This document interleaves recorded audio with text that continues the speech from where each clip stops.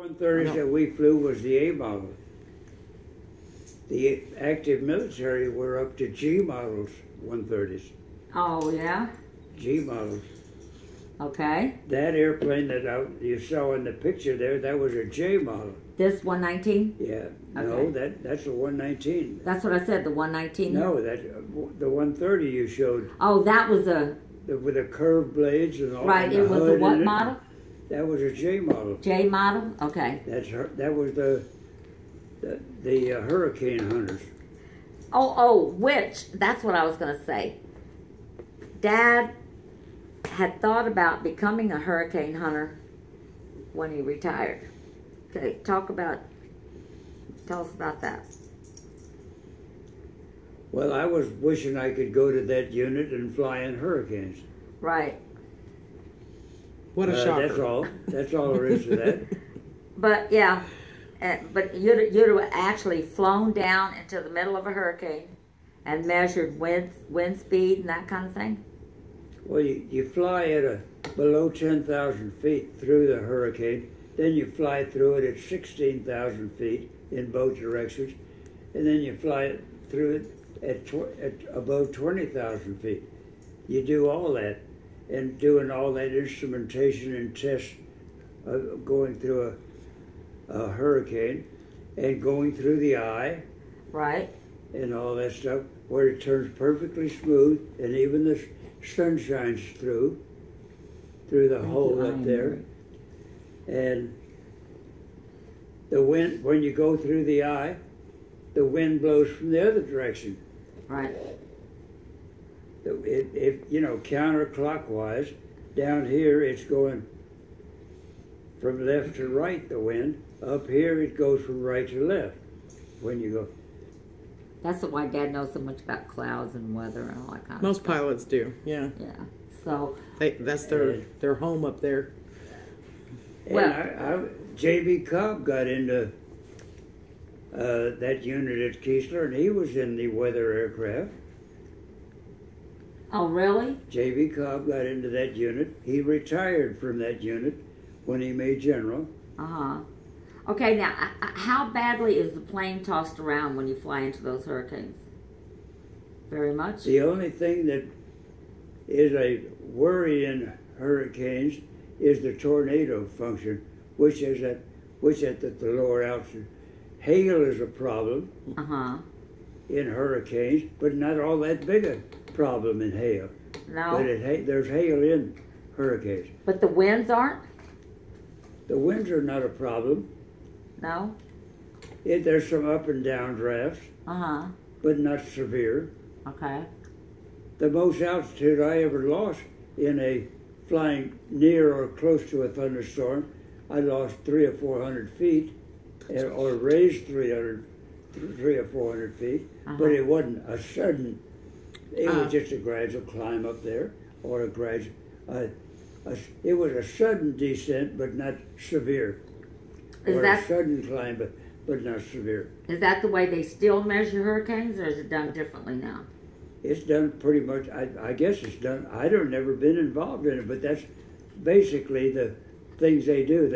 They fly through it in all directions at various altitudes. Altitudes? Okay.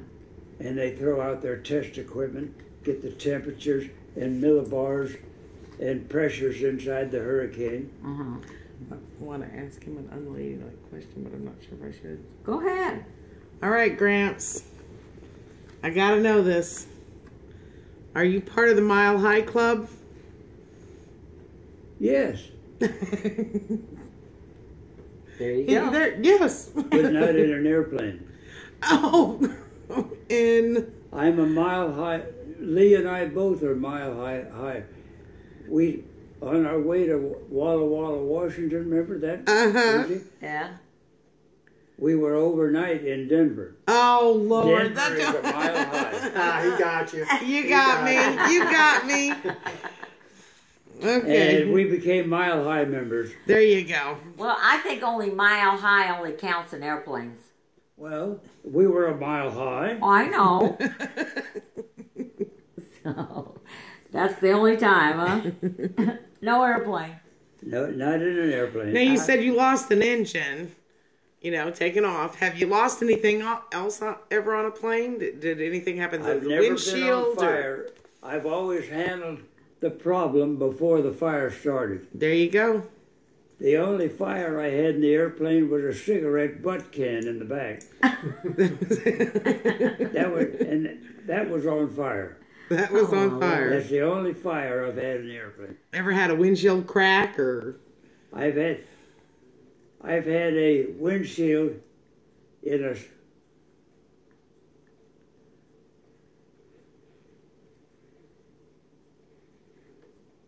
I had a windshield crack in a C-130. The center windshield window, there was a pilot which was on an angle, and the co-pilot on an angle over here. There was one right in the center. That totally crazed like safety glass does. Mm-hmm. It totally went cracks everywhere.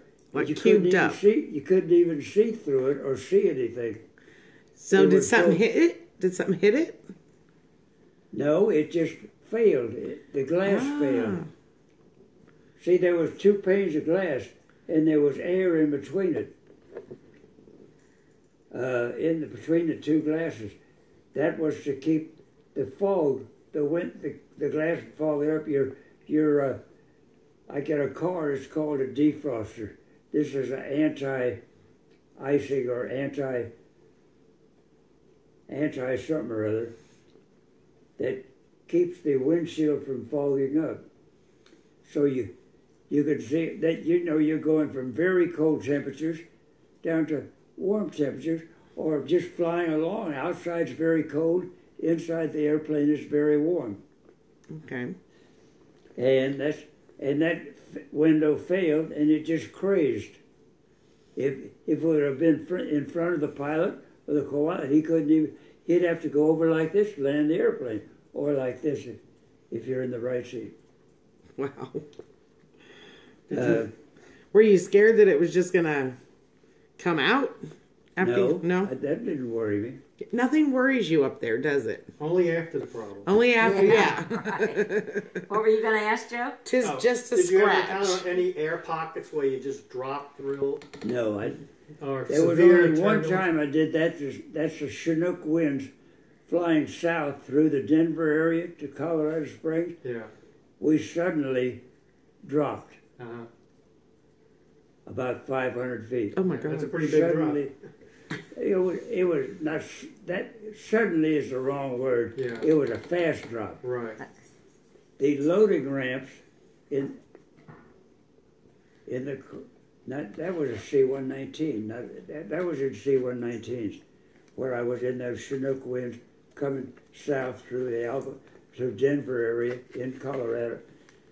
The wind coming over the mountains causes those Chinook winds. It caused a reaction to the air currents that I suddenly dropped 500 feet. The cargo compartment ramps that we put in the back to drive a car up into the airplane, those were floating in the air back there. Oh Lord! Oh my goodness!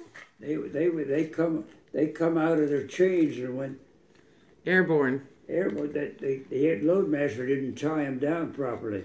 Is that what it was? He wasn't expecting. If they would have hit him, he'd have been dead. Oh yeah. my God! No. I had a cup of coffee. I didn't have my shoulder harness on, but I had my seat belt. I always have the seat belt on and locked, but maybe a little bit loose. When that sudden drop, I was against the belt. Wow. Yeah. And where was your coffee all over And the you had ceiling. no coffee left. The coffee came totally See, that's out the of most cup. tragic part of that whole story. That the coffee was lost. Okay. Coffee was lost. It was hot, too. Oh Lord. It was hot. Yeah, it went to the ceiling first and then came back down on me. Oh Oh my Lord. goodness! And it was very hot coffee. Luckily, it wasn't that hot where it scalded me, Yeah. but it was very hot coffee.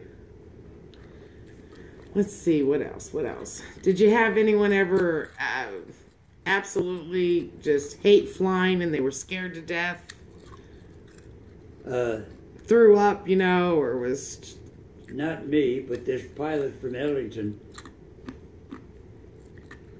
They lost an engine over Colorado in the mountainous area. Mm-hmm.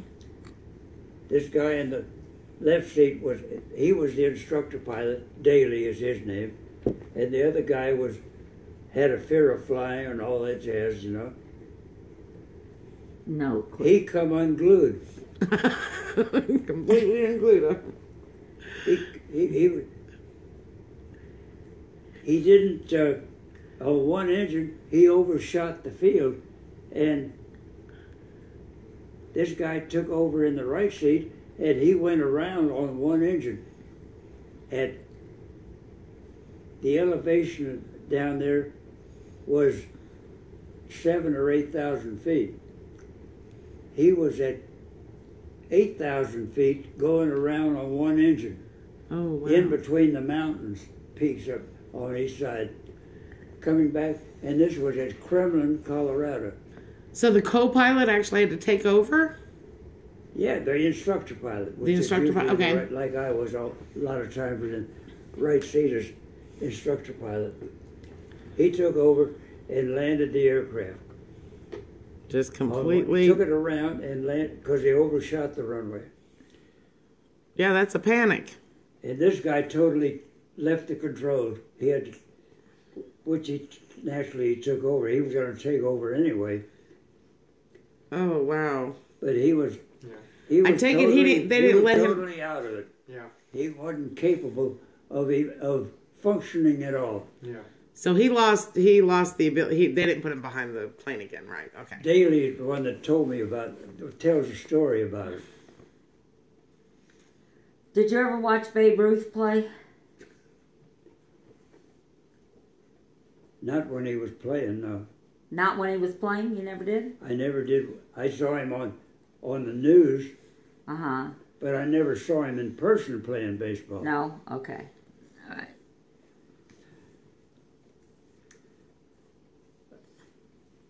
In 1923, Wyatt Earp was still alive. Yeah. Really? And he was in Tombstone in that OK Corral in the late 1970 somehow. 1976 or 7 is that OK Corral time. Wyatt Earp was alive in 76? I was 6 years old before Wyatt Earp died. Really? Well, then He died in 1929. I was already 6 years old. Oh, okay. I thought you said 1976 was the OK Corral. 1876. 1876. Okay. 1876. Dad's a big Western fan. Everybody should sit and talk with their elders. The stories, life lessons are amazing. Yes, they should, and we are filming this. The Western Channel on TV, every one of those movies I've watched 4 or 5 times. Dancing with the Wolves, I've seen 3 or 4 or 5 times. The OK Corral, I've seen every movie they ever made about it. Which one were we watching today?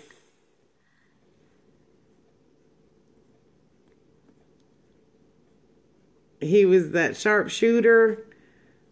The guy that used to play in, was it the British accent? Oh, Tom Selleck? Yes, and the other one. That's a rather recent type movie. Yeah. I don't remember that movie was in the 1990s. Yeah, she called him something else. Oh, what was it? And I'm going to have to look it up. We were watching the Western Channel today. Quigley was his last. Quigley. Matthew Quigley. Yes. That was his name. Matthew Quigley. Yeah, Dad's favorite shows are Westerns. Okay, we got to get to you getting to the 130s. Were you glad when you heard they were coming? Oh yeah, we knew at first we were scheduled to get the Cessna twin-engine airplane. They had a forward prop and a rear prop, a pusher and a puller. Okay. Had 2 engines in it, but they weren't on the wings. They were a forward engine like a single-engine airplane, and at the back of the fuselage was another engine with twin booms, you know, like the C-119. Yeah. And we were scheduled to get that airplane Yes, he did. in the beginning before we converted to the OV-10, I think is the number of, which is a... Hold on, Dad. I'm losing battery. It won't charge. Okay, go ahead. We have a problem. Check your connection on the thing itself. Is it charging okay yet? It's not charging? Plug it into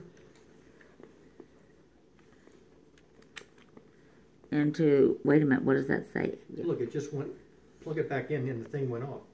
Okay, hold on.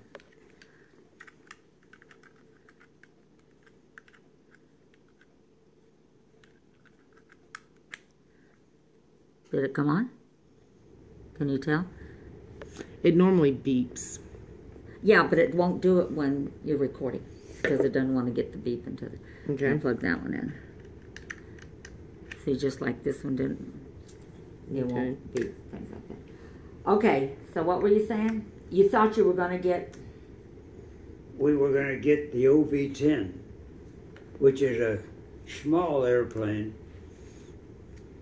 But in preparation for that airplane, we were going to get this Cessna with the pusher and puller, or piston-driven airplane.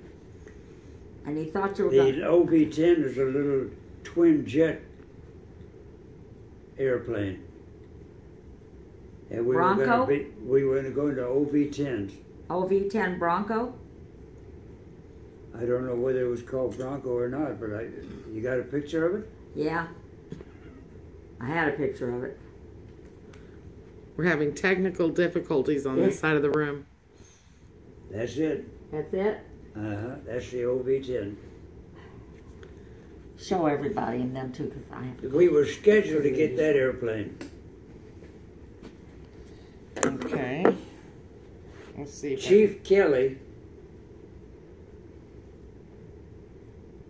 that's the OV-10 aircraft. De Havilland, I think. No, that don't sound right. That's not a de Havilland airplane. That's British. I Okay. forget who made the I think it's Lockheed who made that aircraft. All right.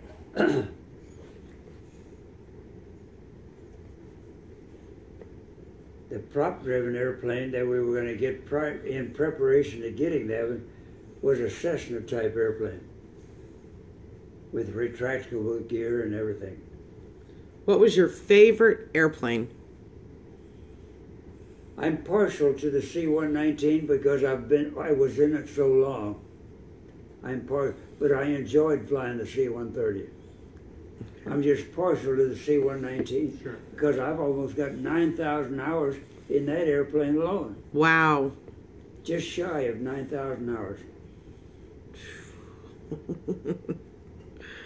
Now you were an instructor. Just over 8,000 hours, I think it's about 8,500 is a year. Yeah, I know. You were an instructor. 24 hours a day for 365 is 8,300 and some, or some number like that. That's a year in the airplane of pilot time. And that doesn't include ground hand. That's only from takeoff to landing. You're in the airplane a lot more. Oh, yeah. And how many years were you an instructor? I was an instructor from Brooks till I retired. Which Air is? Force Base till I retired. And I was an instructor in the T6. So Brooks was what year? 1951, but we didn't get airplanes till early in 1952. So I was an instructor pilot from 52 through almost to the end of 1973. Wow. Do you remember your best student and your worst student?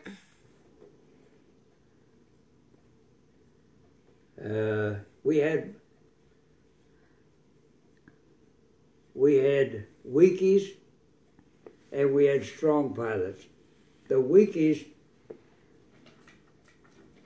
were proficient in the airplane, but in an emergency, you couldn't depend on them. Ooh.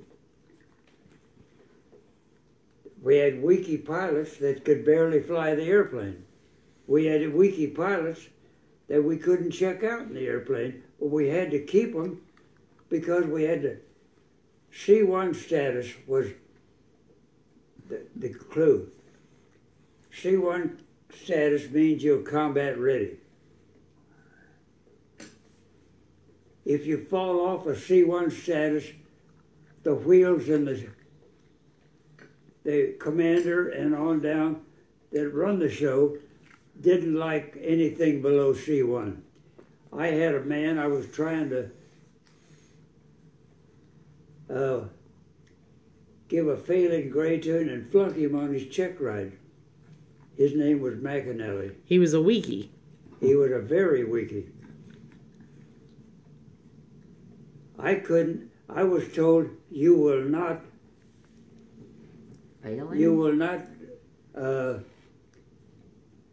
what was the words? Ground him.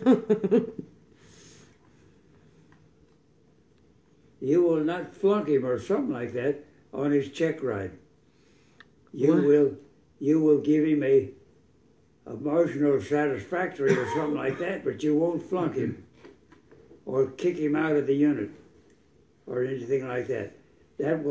One pilot would come off a C1 status. The General Gusky at Ellington and all the wheels said, no, you can't do that. You will maintain your C1 status even if you have to ever ride with him. Oh my God. Yourself. Oh my gosh. And that was why we had to maintain weak pilots. Wasn't Al Baham one of your wikis? He was a very weakie. Al Baham was not only... And he couldn't understand why we wouldn't ever let him fly the airplane by himself. He had to have a competent pilot with him. He was an attorney.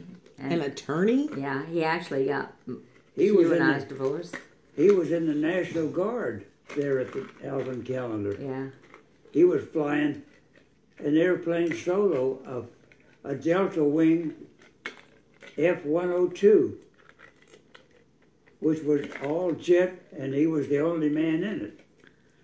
Only one man per airplane. Well, that was as bad as he wasn't flying. That's a good thing. I was just thinking that. Oh, you read my mind. He didn't need anybody else in there with him. I was feeling sorry for the plane, actually. The Air National Guard, I guess, finally saw it, and they flunked him and washed him out. Or, they don't call it washout, but I still call it that. Yeah. But they got rid of him. He came over and joined the 926, which was right the next hangar over on Alvin Callender Field, and he started flying front. I didn't hire him. Somebody else hired him. To maintain our C1 status, we were running out of pilots in the C-119. When they went to 130s at Ellington, they got rid of a bunch of C-119 drivers. They gave them to us to maintain our C1 status. And some of them were weakies, but some of them were strong pilots. Thompson was a very good pilot. Watley was another one. He was a good pilot. McComb, I think that was his name, he was a weakie pilot. A weakie. A weakie? Dad, somebody said one of America's greatest. Huh? You were called one of America's greatest. Who? You were. Someone called you one of America's greatest. Oh, yeah? Yeah. I agree. I fought the Battle of New Mexico. Every training base I was at in my coming up to combat ready status was in New Mexico. Hobbs, Roswell, and Kirkland Air Force Base, which is at Albuquerque. Yeah. Okay. Well, now have we ever gotten him into the 130s? Yeah, that's what he was. I was in the 130s, and I flew that airplane for 4 years till I retired. Until you retired? At October of 1973, which is almost 4 years. Okay, well, didn't you move to San Antonio before you retired? No. Oh, you retired and then moved? Retired and took over the flight simulator at Forbes Air Force Base, which is at Topeka, Kansas. Yeah. And then the flight simulator moved to Kelly, which was originally planned. They gave me that position when mandatory retirement got me, and I had to hang it up from flying. Okay. I flew for a while status quo in my civilian job, which was GS-13. Okay. Step 8 at that time. Step 8. Okay. There was only 12 steps. I was in step 8. That job that they gave me, they said, we'll give you this job if you'll give up your position there at the Naval Air Station. The status quo, meaning I had to hold my rank and my reserve status to hold that job. Uh-huh. But I retired, and I was in that job, what they call status quo. But they wanted to get me off of those roles and get me totally retired from civil service. But I stayed in civil service. They offered me the job at Major. They offered me the job at Flight Simulator, which is at Forbes, which is going to plan to be moved to Kelly. And I says, well, what grade are they going to give me? And I says, they will probably give you GS-12, Step 10. I said, who's they? Who they will? I've got to be guaranteed that 12, Step 10, or I'm not going. Yeah. Yeah. And? The commander of the Air Force Reserve in Washington, D.C., was Colonel Homer Lewis. He used to fly with me when I was at Brooks in C-45s. He was a slick wing observer. He didn't even have stars on his wings or anything. Slick wing means no stars or wreath. Just a slick wing. He was just a slick wing observer, meaning a circle. He was an observer, but he had a pair of wings. He was a lieutenant colonel, but he was president of the ROA in the unit, Reserve Officers Association. That got his rank going. And he was, after Marshbanks died, he took over commander of the Air Force Reserve in Washington, D.C. Marshbanks was our first reserve commander in Washington, D.C. Marshbanks got to 2 stars. Homer Lewis got to 2, meaning Major General. Uh-huh. Lieutenant General, there's 3 stars. Full General, there's 4 stars.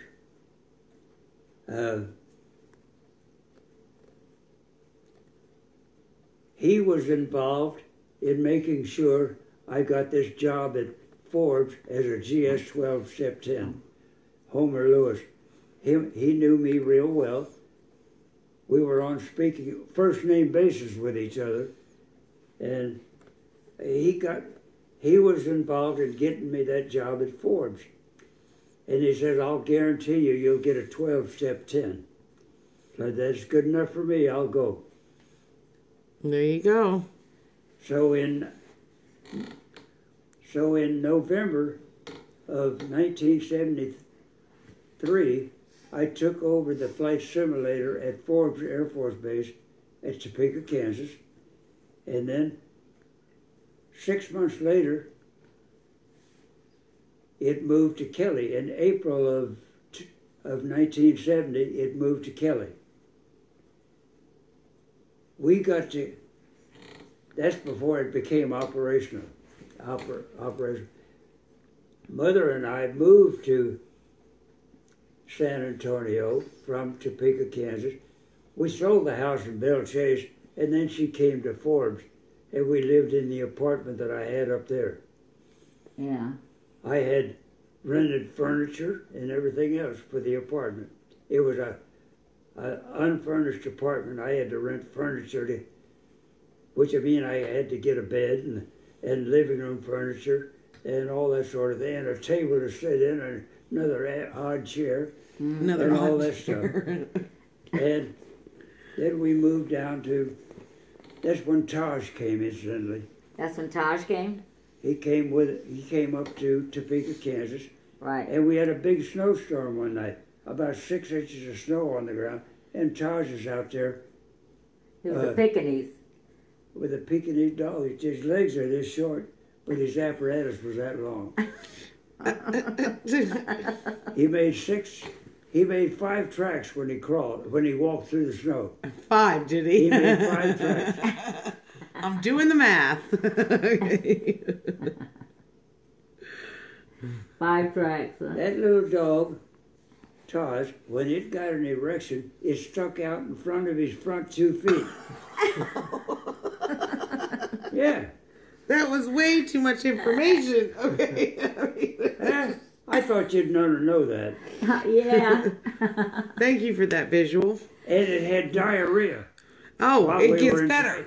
And Lee's out there with the garden hose, lifting up by the tail, and she's watering down his Rosette? asshole. to wash all that, his all that crap asshole. off. Oh, Dad. Who asked that question? Nobody. Okay, what year did you leave New Orleans and move to San Antonio? Now, Dad... We moved to Topeka, Kansas first. Okay, And we're in the apartment up there. Then we moved to San Antonio 6 months later, which was not quite 6 months. It was in late March we moved to San Antonio. What year? 1970. 1974? Uh-huh. Okay.